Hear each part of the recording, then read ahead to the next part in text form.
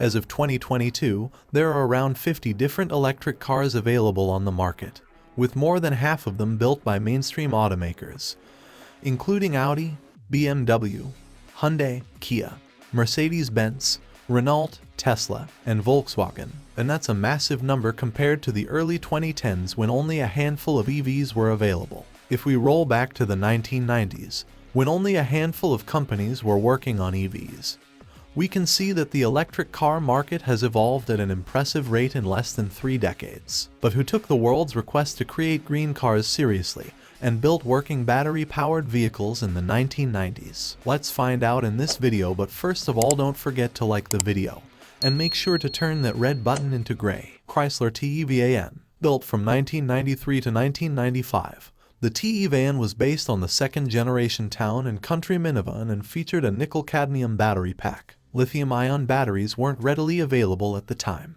The battery fed a 48 kW electric motor that generated 65 horsepower, while the transmission was a 2-speed transaxle. Chrysler stated that the Tevan could run for 80 miles on a single charge, but real-world ratings were closer to 60 miles. Needless to say, the Tevan was rather primitive compared to modern EVs. Chrysler built 56 units and sold them for about $120,000 each to electric utilities. A second-gen model called the Epic was launched in 1997 with lead-acid batteries and upgraded to nickel-metal hydride batteries in 1998. The Epic was offered for lease in New York and California. Electraforce, selected for its lightweight construction. The Metro was fitted with a lead-acid battery pack, a 3-phase AC motor, and a single-speed gearbox. The Force was capable of top speeds of almost 70 miles per hour and needed around 9 seconds to accelerate from 0 to 50 miles per hour. The range was as high as 80 miles at a constant speed of around 45 miles per hour. The Electraforce also included a regenerative braking system. Around 400 cars were converted and offered as pilot program cars or sold to regular customers. Electraris Unri. It was far more aerodynamic than the Geo Metro.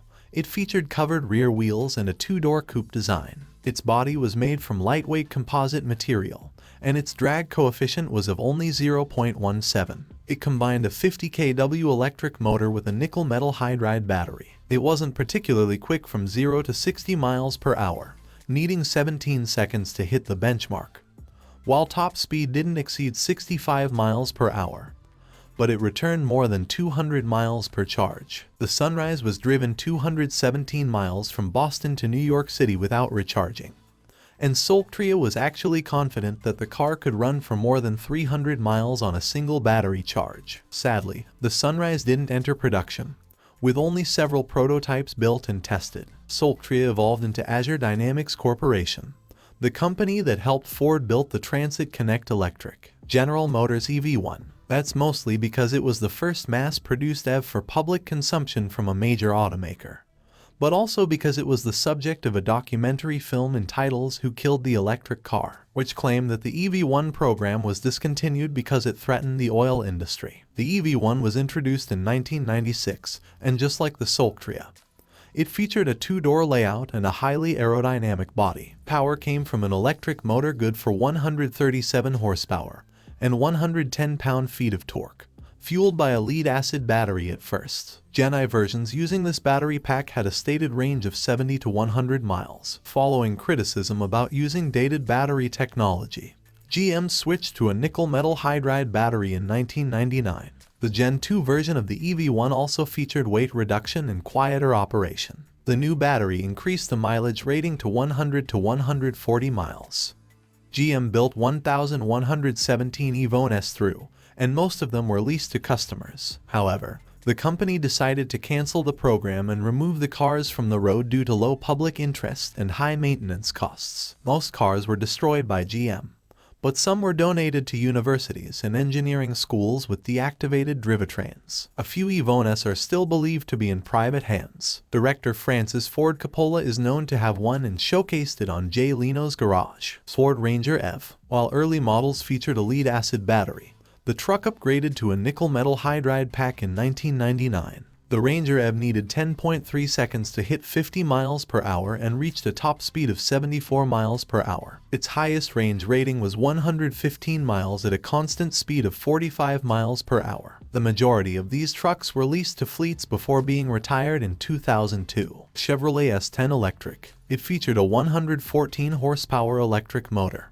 and just like the Ranger EV, it debuted with lead-acid batteries, and it was then updated to nickel metal hydride. Early models returned up to 60 miles per charge, while the upgraded versions came close to 100 miles. Chevrolet produced 492 electric trucks, most of which were leased to fleet customers. Although production stopped in 1998, fleet trucks remained in operation until 2008, when they were scrapped. Around 60 trucks were sold to fleet customers, so a few S10 EVs can still be found in use today. Honda EV Plus. Instead, Honda went with nickel metal hydride batteries a full year before other companies considered them for production models. Powered by a brushless DC motor rated at 66 horsepower and a whopping 203 pound-feet of torque, the EV Plus hit a top speed of more than 80 horsepower and ran for up to 105 miles on a single charge. Honda used the EV Plus to test advanced battery chemistry as well as various motor configurations. It helped the company develop nickel metal hydride batteries for hybrid cars,